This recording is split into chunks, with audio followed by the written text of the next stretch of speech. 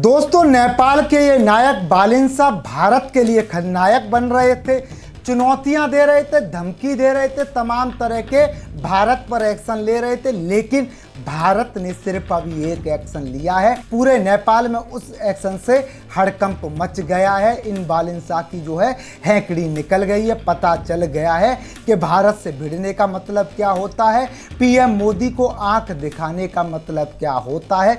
पूरे काठमांडू की सड़कों पर इस समय भारत के उस एक्शन की चर्चा है। पूरे नेपाल में इस समय हड़कंप है। दोस्तों नमस्कार, जय हिंद। मेरा नाम है संदीप और आप देख रहे हैं अपना उत्तर प्रदेश। भारत हमेशा नेपाल को अपने भाई की तरह मानता है, बेटी रोटी का रिश्ता चलता है। लेकिन जब से नेपाल के नए प्रधानमंत्री बालेंसा बने थे, तब से भारत विरोधी फैसला ले रहे थे, भारत को आंख दिखा रहे थे। लेकिन अब भारत ने नेपाल के खिलाफ 30 सितंबर तक एक ऐसा बैन ठोक दिया है कि पूरे नेपाल में हड़कंप मच गया है।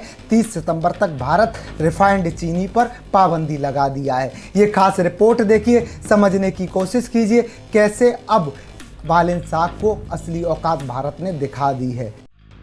पीएम मोदी ने सिखाया बालेंसा को सबक, नेपाल पर ठोक दिया बैन। भारत के एक्शन से नेपाल में मचा हाहाकार, नेपाली पीएम की हीरोपंती पड़ गई भारी। भारत को आंख दिखाने वाले नेपाल का मोदी ने ठीक से किया इलाज, घुटनों पर आ गए बालेंसा। दोस्तों, काठमांडू से लेकर पूरे नेपाल में इस वक्त हड़कंप मचा हुआ है और वजह सिर्फ एक है, भारत ने ऐसा झटका दे दिया है कि नेपाल के होश उड़ गए हैं। भारत सरकार ने एक बड़ा फैसला लिया है। कच्ची, सफेद और रिफाइंड चीनी के निर्यात पर बैन लगा दिया गया है। 30 सितंबर तक ये बैन बढ़ा दिया गया है और बस इसके बाद से नेपाल में अफरा तफरी मचना शुरू हो गई है। नेपाल के बाजारों में डर फैल चुका है, व्यापारी घबरा गए हैं, लोग परेशान हैं। लोगों को समझ नहीं आ रहा कि दशहरा, त्योहार और छठ जैसे त्योहारों में मिठाइयां कैसे बनेंगी। और यही नहीं, नेपाल के एक्सपर्ट्स तो यहाँ तक कह रहे हैं कि अगर जल्द कोई समाधान नहीं निकला तो जमाखोरी और कालाबाजारी रोकने के लिए नेपाल सरकार को सेना और स्पेशल टास्क फोर्स तक मैदान में उतारनी पड़ सकती है। और सबसे बड़ी बात यह है कि जिस बालेंसा ने भारत को आंख दिखाने की कोशिश की थी, जो भारत के खिलाफ सख्त नियमों और टैरिफ जैसी बातें करते दिख रहे थे, आज उसी बालेंसा की टीम बैकफुट पर जाती दिख रही है। क्योंकि भारत से भिड़ने का अंजाम क्या होता है, भारत को आंख दिखाने का अंजाम क्या होता है, आज नेपाल को पता चल चुका है। अब पूरा मामला समझिए। भारत सरकार ने घरेलू बाजार को स्थिर रखने के लिए चीनी के निर्यात पर रोक बढ़ा दी है।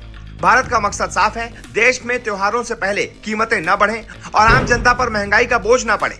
लेकिन भारत के इस फैसले का सबसे बड़ा झटका नेपाल को लगा है, क्योंकि नेपाल अपनी जरूरत की करीब 90% चीनी भारत से ही मंगाता है।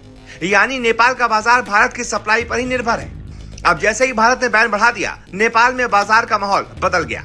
नेपाल के व्यापारियों का कहना है कि अब मांग और आपूर्ति का संतुलन बिगड़ रहा है। स्टॉक भले ही मौजूद हो, लेकिन डर इतना बड़ा है कि कीमतें अपने आप बढ़ने लगती हैं। और डर का अगला कदम होता है जमाखोरी और कालाबाजारी। काठमांडू पोस्ट की रिपोर्ट के मुताबिक अगर स्थिति बिगड़ी तो सिर्फ चीनी ही नहीं, बल्कि बाकी खाद्य सामग्री की सप्लाई पर भी असर पड़ सकता है। नेपाल के लिए ये समय इसलिए भी संवेदनशील है क्योंकि आने वाले महीनों में दशहरा, त्योहार और छठ जैसे पर्व हैं और इन त्योहारों में चीनी की खपत कई गुना बढ़ जाती है। यानी नेपाल का डर बिल्कुल असली है। नेपाल के उद्योग और वाणिज्य मंत्रालय के संयुक्त सचिव नेत्र प्रसाद सुवेदी का बयान भी सामने आया है। उन्होंने साफ कहा है कि नेपाल भारत के साथ चाय निर्यात के नियमों पर चर्चा कर रहा था, लेकिन चीनी पर बैन बढ़ने से नेपाल की परेशानी और बढ़ गई है। मतलब नेपाल की सरकार खुद मान रही है कि भारत के फैसलों के सामने नेपाल की अर्थव्यवस्था असुरक्षित है और यही निर्भरता अब नेपाल के लिए एक आर्थिक नहीं बल्कि कूटनीतिक चुनौती बन चुकी है। नेपाल में अब चर्चा है कि सरकार भारत से G2G यानी सरकार से सरकार एग्रीमेंट के जरिए विशेष कोटा मांग सकती है। मतलब नेपाल भारत सरकार से अनुरोध करेगा कि कम से कम सीमित मात्रा में सप्लाई जारी रखी जाए, जैसे पहले चावल के मामले में विशेष कोटा दिया गया था। लेकिन सवाल यह है कि क्या भारत अपनी घरेलू जरूरतों को खतरे में डालकर नेपाल को राहत देगा? अब इस पूरी कहानी में एक और बड़ा खतरा जुड़ गया है, अल नीनो। मौसम वैज्ञानिक चेतावनी दे रहे हैं कि आने वाले महीनों में दक्षिण एशिया के कुछ हिस्सों में सूखे जैसी स्थिति बन सकती है और अगर ऐसा हुआ तो गन्ने की फसल प्रभावित होगी और अगले सीजन में चीनी उत्पादन और कम हो सकता है।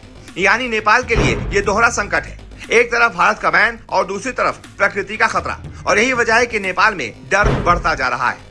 तो कुल मिलाकर तस्वीर साफ है, भारत का एक फैसला और नेपाल के बाजारों में उथल पुथल मच चुकी है। नेपाल को अब समझना होगा कि खाद्य सुरक्षा के मामले में इतनी ज्यादा निर्भरता हर बार संकट बनकर सामने आएगी। आज चीनी है, कल चावल होगा, परसों तेल होगा और हर बार नेपाल भारत की तरफ देखेगा। अब सवाल आपसे है, क्या भारत को पड़ोसी धर्म निभाकर नेपाल को राहत देनी चाहिए या भारत को सबसे पहले अपने देश की जरूरतों को प्राथमिकता देनी चाहिए? कमेंट में जरूर बताइएगा। और ऐसे ही धांसू, सच्ची और दमदार खबरों के लिए वीडियो को लाइक करें, शेयर करें और चैनल को सब्सक्राइब करके घंटी दबा दें, क्योंकि आगे ये मुद्दा और बड़ा होने वाला है।